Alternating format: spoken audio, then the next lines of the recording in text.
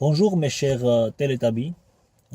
Quand on ne parle pas la langue d'un pays où on vit pendant plusieurs années, et soudainement un jour, on commence à entendre et bien comprendre la langue, ça peut causer la schizophrénie.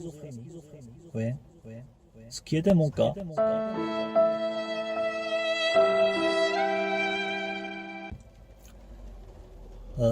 J'ai étudié la langue française pendant 2 ans euh, et je suis géorgien. Et le fait de penser à la façon géorgienne et de ne pas pouvoir s'exprimer devant les autorités gouvernementales dont dépendait mon avenir à l'époque, car je demandais le droit de séjour en France, ça a généré les troubles mentaux dans ma grande tête. En attente de la réponse, j'ai suivi les cours de français et petit à petit, je comprenais plus. Euh, En apprenant la langue française, euh, j'ai appris non seulement le vocabulaire et les règles de grammaire, mais la manière de penser est beaucoup améliorée dans ma tête. Et puis, les pensées de meilleure qualité ont retrouvé ces troubles cachés dans mon cerveau et ils les ont arrachés. Et à leur place, la schizophrénie est apparue, comme l'a déchirée. Et après tout ça, les troubles ont eu besoin de s'exposer.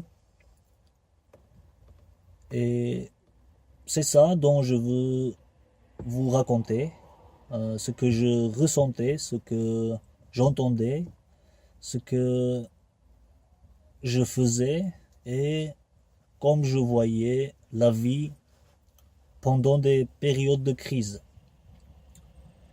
C'était bientôt Noël, fin 2014. J'ai allumé la télé et tous les mots, toutes les phrases que j'entendais, je les comprenais directement sans avoir besoin de les traduire ou interpréter par ma langue.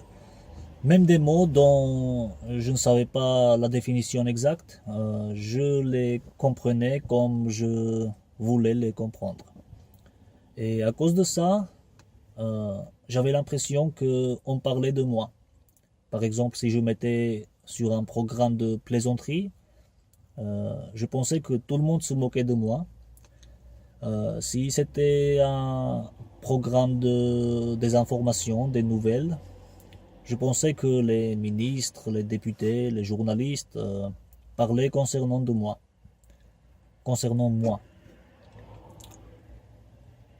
Même les petits textes en bas de l'écran, en texte coulissant, euh, j'avais l'impression que les prix de carburant ou de l'or, etc., les crédibilités changeaient en fonction de ma santé mentale. Et donc, bref, je pensais que j'étais la cause de tout ce qui se passait sur la Terre. Donc, je me suis habillé en forme de James Bond. J'ai pris les clés de ma voiture et je suis parti. Direction Géorgie. J'ai parcouru environ 200 km en écoutant la radio où on parlait sur mes actions, sur mes pensées et tout ce que je ressentis. J'ai entendu tout ça par la radio. Euh, mais je veux être clair quand je dis j'ai entendu par la radio. Je ne vous dis pas que j'ai entendu ou j'ai vu quelque chose de irréel. En fait, c'était mon cerveau qui euh, interprétait les mots et tout ce que j'ai entendu, tout ce que je voyais. Il a interprété différemment. Et c'était la raison que je pensais et j'ai entendu et je pensais que c'était sur moi. Je me suis arrêté près d'un hôtel pour y rester pour une nuit. Et j'ai quand même pas pu dormir car j'ai regardé la télé dans ma chambre. Et des fois, j'ai lu des SMS venant de membres de ma famille et des amis qui me cherchaient. Et le lendemain, j'ai laissé mon portable à l'hôtel et j'ai continué mon trajet.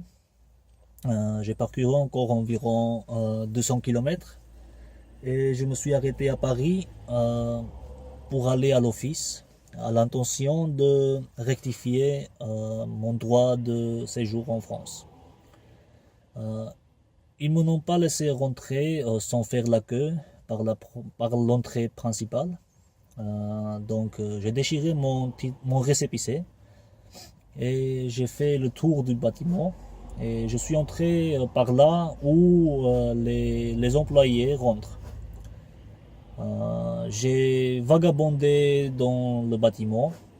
Les gens me regardaient comme si j'étais leur collègue et j'ai pas pu accomplir ma mission et je suis reparti. Mais cette fois, sans GPS, j'ai pris la direction de ma ville. C'était complètement opposé de la direction où j'allais avant. Et je pensais que ma voiture n'avait plus besoin de carburant.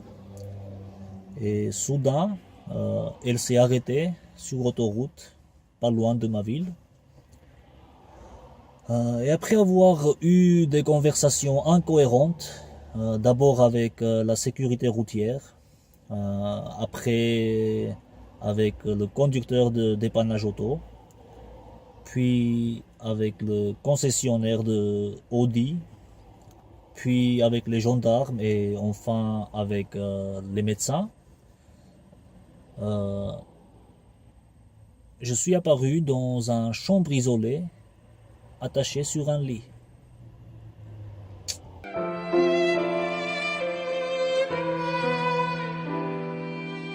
Ça sera tout pour aujourd'hui. Si mon histoire vous a plu, n'oubliez pas de vous abonner sur ma chaîne, qui n'a pas de but défini, mais je peux vous garantir que tout ce que je vais y mettre va vous plaire si cette vidéo vous a plu. Merci pour votre attention, pour votre écoute, et ciao, à la prochaine.